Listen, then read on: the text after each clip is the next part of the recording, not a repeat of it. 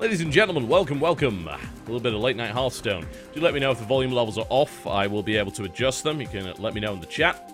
Welcome to everybody. Don't know how long we're going to be going tonight. Probably not that long. I felt like doing some Hearthstone. So we're going to do just that, I think. So, we're going to be doing Arena, as always. Best mode. Alright. A Hunter, a Druid, or a Mage. Let's get a poll going for this. Currently, we don't have enough people to completely crash the website, so we're going to straw poll this one. Mage, Hunter, Druid. Missive vote checking. Alright, strawpoll.me/458756. That is strawpoll.me/458756. Vote now. Do not vote in the chat. I will ignore it. Vote on the straw poll.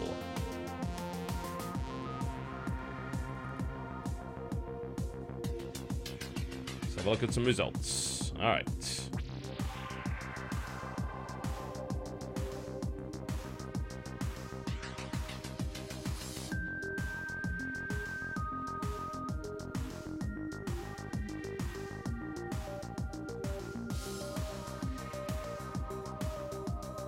Okay, results looking something like this. A lot of Druid in here.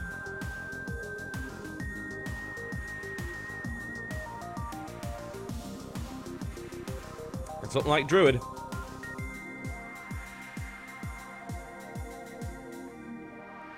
Yep, I think it's safe to say we're going for the Druid there. 46%. Okay, let's do it. We will do just that for you. As you so desire.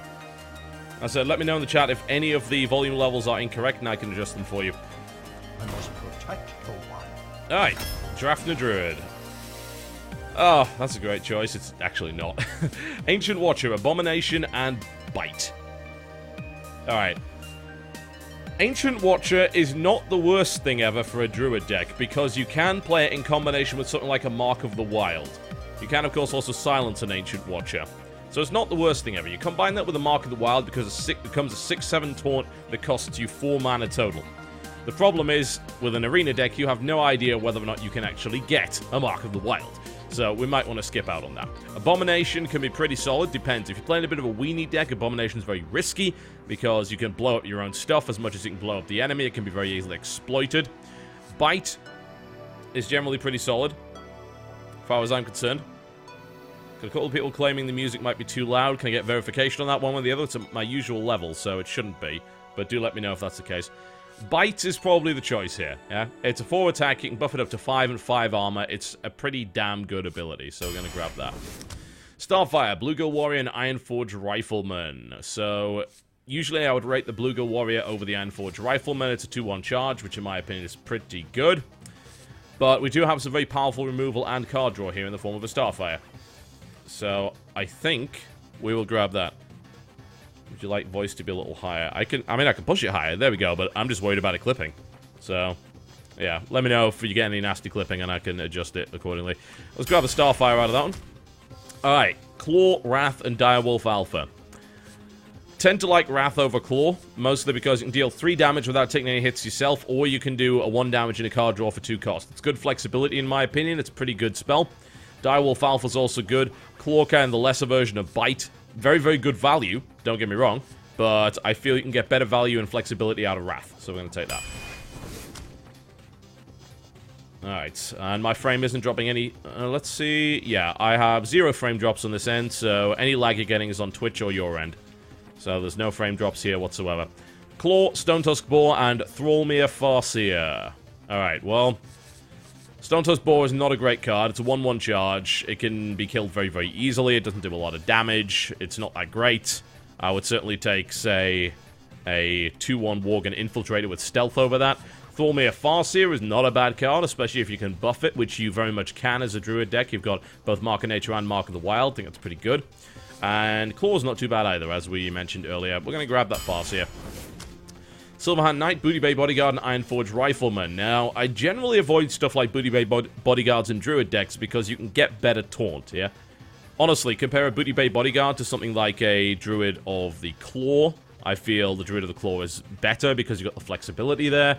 And honestly, you've got stuff like the Ironbark Protector, and you've got at least 2 cards, if not more, that can actually create a taunt very reliably. So I'm going to ignore that, and I'm actually going to pick up the Silverhand Knight. This can be very good if you can get a Savage Roar. You can also combine it with Soul of the Forest Death Rattle. Anything that summons 2 creatures is good for that kind of combination. And it's a pretty good value card regardless. So 4/4 and a 2/2 for 5 cost. It's pretty good. Okay, an Abomination of Violet Teacher and a Young Priestess. I like the Young Priestess. I think it's a very, very good card. It's good value, in my opinion, if you can keep it alive. It is less useful against decks like Mages, Druids, or Rogues, especially against Mages, because you can't even protect it behind a Taunt. But it's still not bad. Versus the other 2, so far we don't really have a lot of spells yet to justify the Violet Teacher. I'm thinking we'll grab that Young Priestess. There we go. A Power of the Wild, a Priestess of Elune, and a Sen'jin Shieldmaster. Shieldmaster's good, don't get me wrong. It costs 1 less than a Druid of the Claw, but it is 2 stats less across the board. Priestess of Elune don't rate very highly. It's only a 5/4 for 6 with a 4 health restoration. It's not that amazing. Power of the Wild, great flexibility. 3/2 Panther for 2 cost, which is decent value, or a +1/+1 to all minions. Good flexibility. We're going to grab that. Alright, what's the status so far as we go in here? So we have... I wish it would just break it down here. It would be nice, but we're going to have to count it ourselves. So we got 1, potentially 2, 3... 4 creatures there out of 7. That's not a bad little ratio. Acidic Swampoo's, Innovate, and Bloodsail Raider. Bloodsail Raider we can safely ignore because Druids don't use weapons.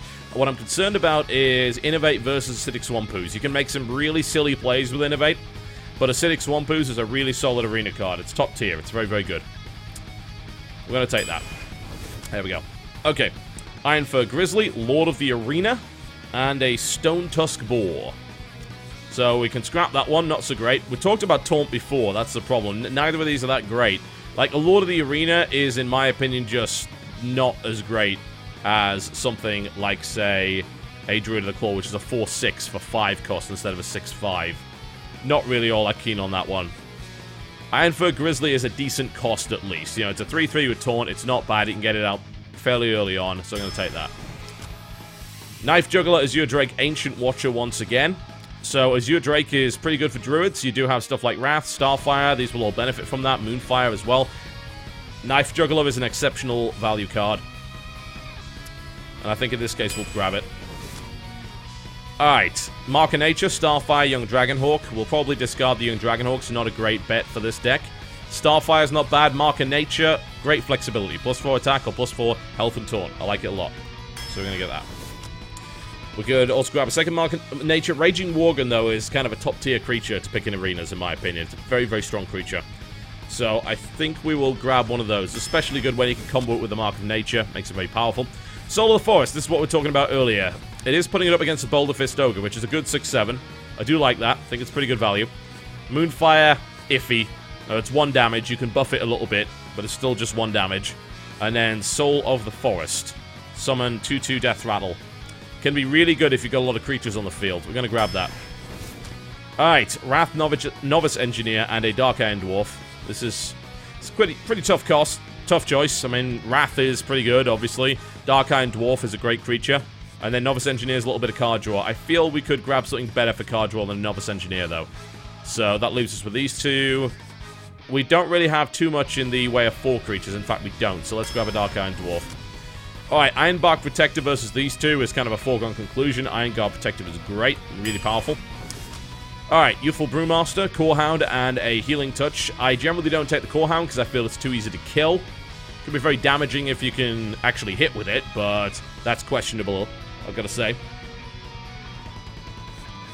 Youthful Brewmaster has a lot of flexibility. I feel you can do a lot with that. Combo that with something like an Ironbeak Owl and you can get double silence. Healing Touch, 3 for 8 health, I don't think is good value, so we're going to take that Brewmaster. Alright, a second Soul of the Forest here is probably the option. Bloodsail Raid is not that great with the Druid. And Dalaran Mage is not terrible, certainly, but I think a second Soul of the Forest might be the way to go. Lots of free minions. Magma Rager, Argent Squire, and Naturalized. Talk about a selection of terrible. So, Argent Squire is a 1/1 with Divine Shield, which I don't rate as being particularly good. I think there are better creatures. I'd take a 2/1 with Stealth over that any day of the week. Naturalize gives you your opponent 2 cards, which I think is absolutely horrible, frankly. And then Magma Rager is a 5-1. Now, you can toss something like a Mark of Nature on this thing, and it suddenly becomes a 9-5, which basically turns it into a Core Hound, but it costs 1 less to get there, and it gives it a taunt, which is pretty good, but we only have 1 buff so far. Aside from that, Magma Rager is a chump pick, in my opinion, because of that 1 health. It is too easy to kill. Far too easy. Let's grab the Naturalize just for the sake of it. At the end of the day, this will destroy anything. So giving your opponent 2 cards in trade for, say, a big legendary creature, that's kind of worth it, but only just. Emperor Cobra as your Drake and Mana Wraith. Mana Wraith, not really. It's good in specific strategies. It's not so great for just a general arena pick, in my opinion. Emperor Cobra I do like. You've got that big destroy there. As your Drake, we skipped that out earlier, but since we're not so good on the card draw right now, I think we're going to take it. Plus, we do have a couple of things like Wrath and Starfire that can definitely benefit from that. Alright, Ancient Watcher, the 3rd Ancient Watcher to come in. Master Swordsmith and Twilight Drake. I do have a slight problem with Twilight Drake. Mostly because these days it gets shut down so absurdly hard by silence. You want to know what kills this card? An Earthshock. An Earthshock kills this card. Dead. Because the silence applies before the damage. Meaning that it gets silenced down to 1-1 and then it dies from 1 damage. It's horrible. You can make some great plays with it, but if your opponent has any way to neutralize it whatsoever, you've probably saved a bunch of cards and done nothing in the first 3 turns. Master Swordsmith, on the other hand, is a card that I think is great value. +1 attack to a random minion at the end of every turn, and a 1-3 for 2 cost. Taking it. Boulder Fist Ogre, Wrath, and Oasis Snapjaw. I would take Wrath in this instance, and that's going to benefit, of course, from that spell power I've got there, so a little bit extra removal. Okay, Claw, Shield Master, Magma Rager. We can discard that. Shield Master, we're not so good on the taunt right now. As much as I say, hey, there's a great amount of taunt available in the Druid deck, it's not giving me a single Druid of the Claw yet. So I think we're going to take that Shield Master. Tazdingo never lets us down. Alright, Fairy Dragon, Swipe, and a Dalaran Mage. Might not be a bad idea to get some more spell power on the field. I still think the Fairy Dragon is a really great card. No doubt about that. It's a very, very powerful card early game. We do have some good 2-cost stuff here already, though. So, yeah, let's grab that Mage. There we go.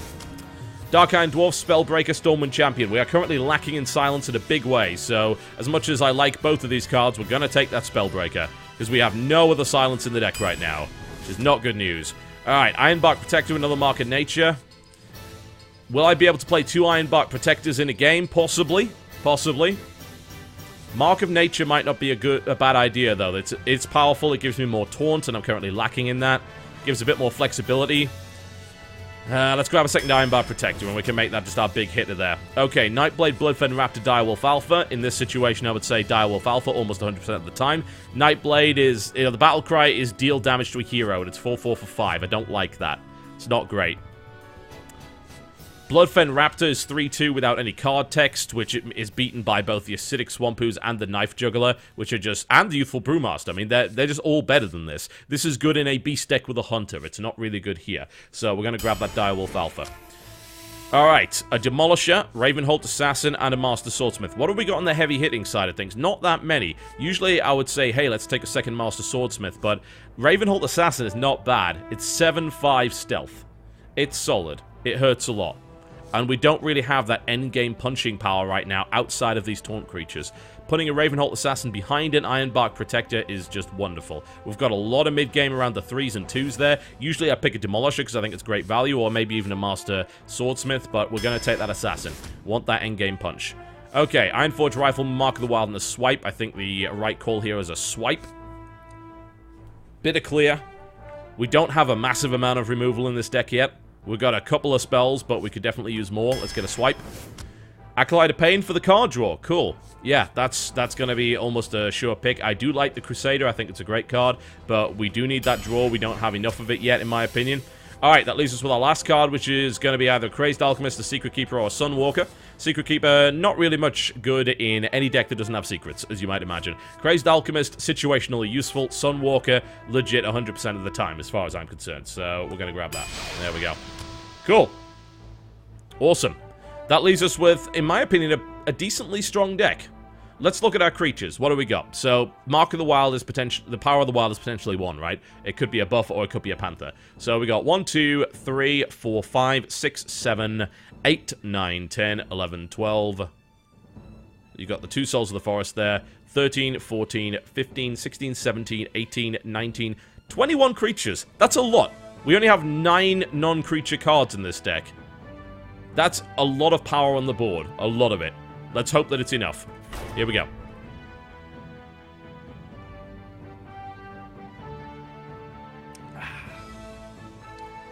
Two Ironbark Protectors and a Ravenloft Assassin for late game is scary. That's some powerful stuff there. Let's see how it goes. Not convinced it's going to be great, but hey. Alright, we're starting off against a Rogue. That's never a good sign. Rogue's pretty hard, as you might imagine. Alright, not the best draw to start with. We're probably going to toss the bite and the swipe. And we'll see what we get aside from that. We've got a lot of 2s, and yet we didn't get any of them. So that's a terrible draw to start with. Let's hope that the 4th card is something we can use. Really bad start. That's useless. Utterly useless. Great. That's just... absolutely horrible. So, yeah, not too keen on that. Let's see. And also the Rogue goes second, which is always bad because of the coin combo potential. Absolutely hate that. If this is our town, is it our town? No, it's Coin Pint-Sized Summoner, which is almost as bad. Okay. Youthful Brewmaster.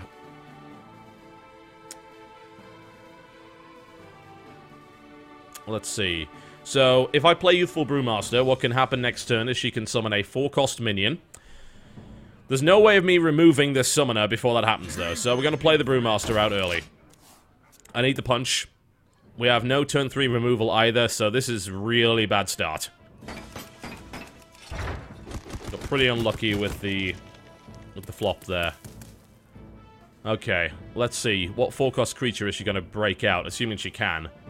If she can't, I don't see why she would play a Summoner. Summoner's obviously priority target number 1 when it comes out, especially on turn 1, so... Can she play a 4th-cost creature? Am I going to get eviscerated here? Be interesting if that did happen. Ah! A non-comboed eviscerate. Okay. Don't necessarily call that the best value ever, but hey. Okay. Knife Juggler will be instantly killed if we bring it out, so we're not going to do that. We're going to bring out the Thrallmere Farseer instead, because that's got 3 health. There we go. No point bringing that out, because it's an easy cancellation. Now, we could see a 5-cost come out here, which would be horrible. I have no removal, really, until turn 6 at this point. None of my rats are available, I got none of the useful stuff, so that could be unpleasant. We'll see how it goes. Nightblade. Not a great play. I mean, if anything, if there was any 5-cost that I was hoping would come out, it would be something as bad as Nightblade. So, I'm okay with that. It does, of course, leave us with a few problems, but it doesn't mean that we can't get rid of Nightblade. We can. We could Dark Iron Dwarf, which would result in Nightblade dying immediately. Might not be the best idea ever. However, there is, of course, a better play. This is how we play this. This is where we get the value out of the Farseer. We kill the Summoner first, we Dark Iron Dwarf into the second attack on the Wind Fury, which kills that, and then we laugh all the way to the bank. So much for the Summoner play. Cool. Could take them both out. Pretty happy with how that went. Cool, that puts me in a good spot. That Acolyte of Pain will also die immediately to this Dark Iron Dwarf, which is fantastic. Alright, what does that leave us with? Well, we could get Knife Juggler out, or we could get it out relatively safely as well. Or we could get Azure Drake out right now, which gives me a 6 damage turn 6 Starfire, which might be useful. Let's do that. It also gets a card. So I'm pretty happy with that. That gives us a Wrath. Cool, there's the flexibility. Alright, take out the Acolyte of Pain immediately, so it doesn't get any more value out of it. Cool. So we got 2 4-damage creatures on the field with relatively high health compared to what he can play. So let's see if he has the removal to deal with it. If not, I've got turn 6 Sunwalker. I have a Knife Juggler Wrath combination, which could do 4 damage, incidentally. Assassin's Blade comes out. Okay, so he's going to get to his own stabbing. Alright. So that takes out the Dark Iron Dwarf, but it does leave my Spell Power minion, which is not too bad. What does that, options-wise, leave us with? A Sunwalker, which is pretty much perfect for this situation. She's got an Assassin's Blade out. I would prefer her to run her face into a Taunt with a Divine Shield, so that's exactly what we're going to do. for the 4 damage hit, which puts us solidly ahead. Alright, let's see what happens. If she's got an Assassinate, I'm going to get screwed pretty hard here, because Assassinate does kill the Sunwalker through the Divine Shield because it's a destroy, not a damage effect. So that could be problematic. Dagger Mastery's up. Okay, so she's not playing an Assassinate, she's playing a Blade Flurry, which destroys the weapon and takes out the Spell Power minion. Don't necessarily agree with that, that still leaves me with a 4-5 on the board. It's pretty powerful. Okay, what can we follow it up with? What can't we follow it up with right now? We've got all sorts of options. We're going to go Knife Juggler into Master Swordsmith. Value, value. Okay, I'm going to keep that Wrath. I want to keep that removal right now. So we're going to kitty up, smack him about a little bit, takes him down to 16, and that's a 5-5 Sunwalker now. Cool. So we can follow this up. If a big creature comes out, we've got the Silence available, we've got 2 removals, and we also have Soul of the Forest. So if 3 of my guys survive next turn, we might pop out that Soul of the Forest. Not bad. Okay, so we're doing alright. Nice and focused. Harvest Golem comes out. Great value creature. Absolutely fantastic value. Thormir Farseer. These are kind of desperation plays right now. Neither of these counter what I've got. This is good news. Okay, so let's start getting some removal out. Wrath does 3 damage, which is exactly the amount that we need. Will the Young Priestess really help me on the knife side of things? Probably not. What I could do is Spellbreak that Harvest Golem. That's a possibility. That would mean that it doesn't bring another one out. But as it stands, I think we're actually in a good spot, so I don't necessarily think we need to do that. We are probably going to Wrath, Young Priestess, Soul of the Forest. That seems like the best play right now. So, what do we Wrath first, you ask? Well, we're gonna Wrath the Harvest Golem. Because we might get lucky, and then we might knife the thing that comes out of it. So, let's do that. Alright, Harvest Golem goes pop. Very, very nice. Okay, roll the dice, ladies and gents. Let's see if we can get it. Young Priestess coming out right now. Go knife! Yes! The RNG gods. They give me exactly what I so desire. Alright, Soul of the Forest comes out. Here we go. Treant action on its way. We are going to ignore the Thormir Farseer. We don't need to worry about it right now. Down goes the rogue to 7. Okay. Let's see your follow-up. Buffs aplenty. A Swordsmith and a Young Priestess. 3-3 Knife Juggler, 6-5 Sunwalker. Yeah, you're in serious trouble. This rogue is getting beaten to the ground. And you know what? It's so much fun to beat rogues into the ground. It's wonderful. It's just cathartic. Like, I lose to rogues so often, because they are a good deck, yeah? I don't blame people for playing rogues at all. I'm not the kind of person that says, oh, you picked a rogue, you fuck. No, you picked a good deck, and maybe you picked one that you just liked. I get it. Rogues are fun to play, don't get me wrong.